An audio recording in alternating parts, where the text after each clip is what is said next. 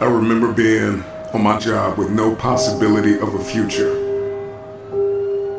And I will never forget the moment that a man walked up to me and looked me in my eyes and told me that this was the best I would be able to do. And I came to the resolve in that very moment that greatness would be my new norm. What he said to me hit me hard. It was a metaphoric, massive blow to my face.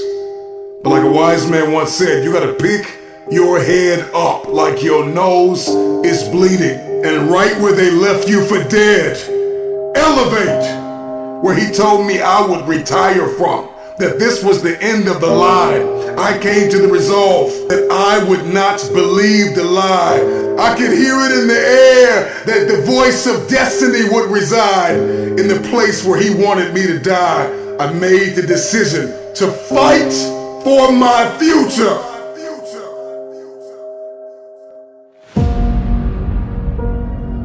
You will not pause. You will progress.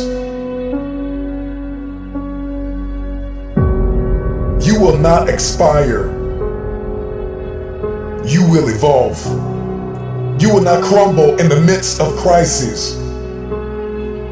You may be neck deep in what seems to be a catastrophic storm of chaos, but I pray that in this moment, you will find the calm, the peace, the hope, the faith, the courage, the expectancy you need to live and not die, to move up and not stay where you are. You get what you see. And that is the formula for expectancy. Your expectation is what you believe is about to happen. And for many of you, you have been so traumatized by the past that your expectations are so diminished. Your expectations have been dying a slow death because of the trauma of the past. You expect nothing. And so you feel like, if I don't expect anything, then you can't hurt me. If I have no expectation on you, then you cannot disappoint me. If you are going to win the fight for the future, you are going to have a high expectation. It was Kobe Bryant that said everything negative, pressure, and challenges is all an opportunity for me to rise.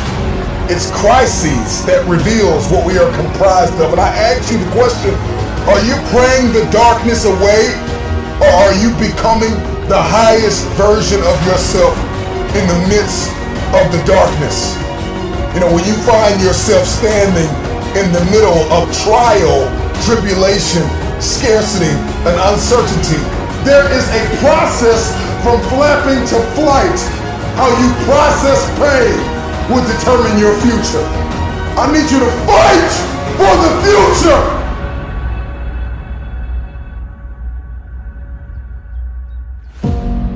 Let that sink in for a minute.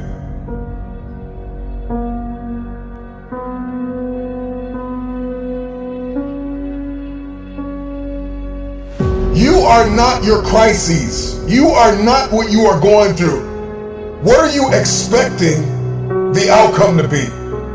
Because you can't change what has happened. However, you can change what will happen.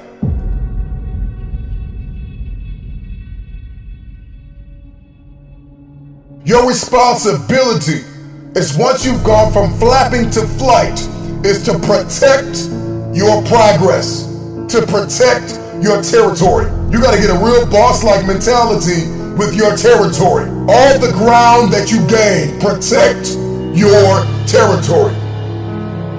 I ask you the question, when are you going to stop thinking that you are what you are going through? When we step into elevation and we get that, what I like to call that bird's eye view, we gain a greater perspective when we zoom out. And too many of you are guilty of becoming what you are going through. You are not what you are going through. See, in the game of life, those who have an elevated perspective will inherit the future. and it is time for you to fight for your future. How bad do you want the future? I want you to let that question sink in. Because the day you stop quacking with ducks and start flying with the eagles, all of a sudden everything changes. But you know, for many of you, you are addicted to the company of the duck. I need you to scrupulously examine the landscape of your relationships. Because if nobody told you, let me be the first one to tell you, separation precedes elevation.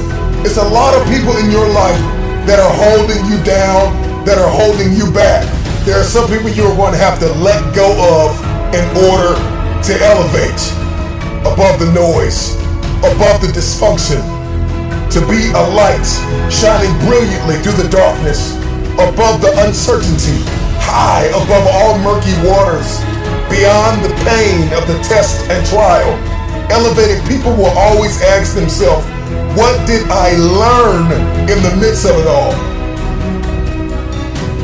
King David said in Psalms 119:71, it was good for me that I had been afflicted, that I might learn thy statutes. And when you're stepping in this space, in this realm, in this world of elevation, you are not asking God, why am I in pain? You are asking God, what am I getting ready to become? With high expectation, elevated people will ask themselves, what am I getting ready to become? And what will I learn in the midst of this? While the world is in panic, while the world is perturbed, while the world is puzzled, you pray and plan your next move. Don't fear the dark. Ask yourself, what did you learn in it? Adversity is our advantage. Decide to come out of this better. Find yourself in this elevated place. Everybody wants it. We want promotion. We want the upgrade. We want advancement. We want to move up. We want to have a competitive advantage in the marketplace. My attention has been arrested by the conversation of the bird. You know, oftentimes learning to fly means falling from the nest and making that long trip back to it. And some birds never make it back to the top. But for the ones that do, once they learn to spread their wings, the game changes. Once they learn to start to spread their wings and then they begin to flap those wings, then all of a sudden their life goes to that next level. And I think a lot of you are stuck. You've spread your wings, but you're afraid to flap them because you're worried about what people are going to say about you. Baby bird don't care what anybody says about what it looks like in its process, because process precedes the breakthrough. There is something that is burning inside of us to go to the next level, to see this one thing that I'm about to bring to your attention. And if you're going to see it, if you're going to see breakthrough, then you are going to have to be okay with the process that is required, the preceding action and thoughts that are required to see this breakthrough. The baby bird spreads its wings, then it flaps its wings, and it flaps and flaps and flaps until the flapping becomes flight. And a lot of you are in this season called flapping. And you're like, man, this isn't flying, and you're looking at everybody and you're comparing yourself to everybody that's flying, and you're diminishing your process, you're diminishing your flapping season. Get through your flapping season with grace and faith. See, faith is an invitation to the future. Faith is the door, it is the pathway, it is the corridor to the future. And if you are going to fight for the future, you've got to fight with faith. Get through your flapping season.